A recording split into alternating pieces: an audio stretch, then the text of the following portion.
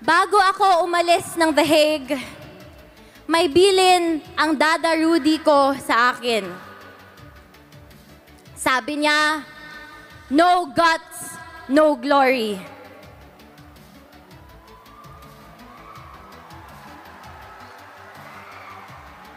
Sa mga kababayan ko, sa kapwa kabataan, bumoto tayo ng tama dahil dito nakasalalay ang kinabukasan nating lahat.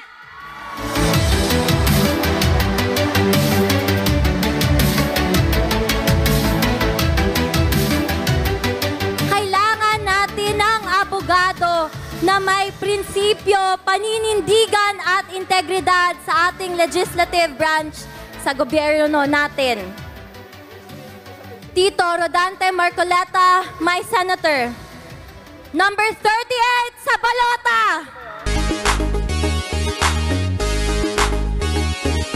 Sa katapangan siya ay nakilala, naglahat ng konkretong ebidensya. Kanyang pinili, makakabuti para sa mas nakararami. Katotohanan pa ang sinabi, di natinag sa mga mapangapi. Di na mabilang patong-patong na problema, mas bumigat dahil sa maling sistema. Huwag kang matakot, heto na ating pag-asa. Hey, Marcoleta! Di na mabilang patong-patong na problema, mas bumigat dahil sa maling sistema. Huwag kang matakot, heto na ating pag-asa. Hey, Marcoleta! Tapang at talino ang kanyang sandata sa inyong balota. Dante Marcoleta! Lalaban para sa